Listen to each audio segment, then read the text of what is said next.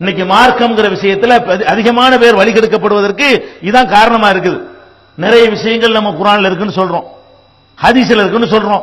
நீங்க செய்யற காரியம் அல்லாஹ்வுக்கு மாத்தம்னு சொல்றோம், அல்லாஹ்வுடைய ரசூலுக்கு மாத்தம்னு சொல்றோம். ஆனால் விட மாட்டேங்கிறாங்க. ஏன் விட மாட்டேங்கிறாங்க? இப்ப நம்ம நாட்டில் மதுஹப் இருக்கா? ஷாபி மதுஹப்ங்கறாங்க, ஹனபி மதுஹப்ங்கறாங்க, மாலிகி மதுஹப்ங்கறாங்க, ஹம்பலி மதுஹப்ங்கறாங்க. அதை நியாயப்படுத்தி கொண்டிருக்கிறாங்க ஒரு பக்கம். இன்னொரு பக்கம் போனீங்கன்னா தரிகாங்கறாங்க, ஷாதிலியாங்கறாங்க, காதிரியாங்கறாங்க, அதை நியாயப்படுத்துறாங்க இன்னொரு பக்கம். இன்னொரு பக்கம் போனீங்கன்னு சொன்னா அவங்க தர்காங்கறாங்க, தாயத்துங்கறாங்க, தட்டுங்கறாங்க, பாத்தியாங்கறாங்க, கத்தம்ங்கறாங்க. இப்படியான சடங்குகள் சம்பிரதாயங்கள்ல எல்லாம் மூழ்கி கிடக்கிறார்கள்.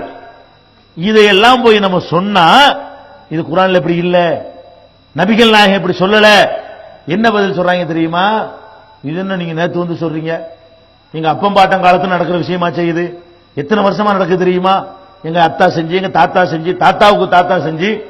அப்ப முன்னோர்கள் மீது ஒரு பழியை சுமத்தி அவர்கள் வழியில உங்களை கொண்டு செல்வது யாருடைய வேலை? இப்லீசுடைய வேலை, சைத்தானுடைய ஊசலாட்டம்.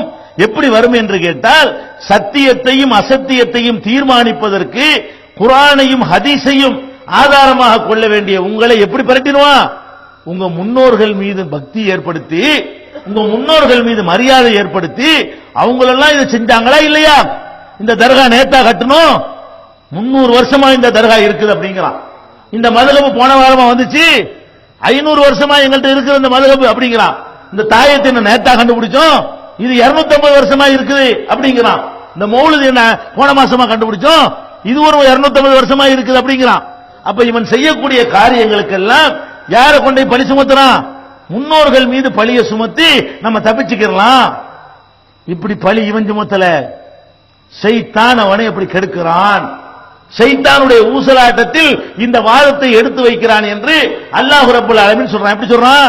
ஒய்தா கீழலகும், இவர்களுக்கு சொல்லப்படுமையானால், இத்தபியூமா அன்சலல்லாஹ், அல்லாஹ் அருளியதை நோக்கி நீங்கள் வாருங்கள், பின்பற்றுங்கள் என்று சொல்லப்பட்டால், பல் நத்தபியூமா வஜத்னா அலைஹி ஆபானா, எங்கள் முன்னோர்களை எதிலே நாங்கள் கண்டோமோ அதைத்தான் பின்பற்றுவோம் என்று சொல்கிறார்கள். அவ்வளவு காண ஷைத்தான் எதுவும் இலா அதாபி ஸயீர், நரக வேதனைக்கு ஷைத்தான்கள் இவர்களை கூப்பிட்டாலும் அதையும் பின்பற்ற போகிறார்களா? அல்லாஹ் கேட்கிறான். அடே, குர்ஆனை பின்பற்றான்னு நாங்கள் சொன்னா, ரசூலுல்லாஹ்வை பின்பற்றா என்று சொன்னால் அதுக்கு என்ன பதில் சொல்றான்? எங்க அப்பம் பாட்டனை நாங்கள் பின்பற்றுவோம், எங்க அப்பம் பாட்டன்கள் எதை செய்தார்களோ அதைத்தான் நாங்கள் செய்வோம்.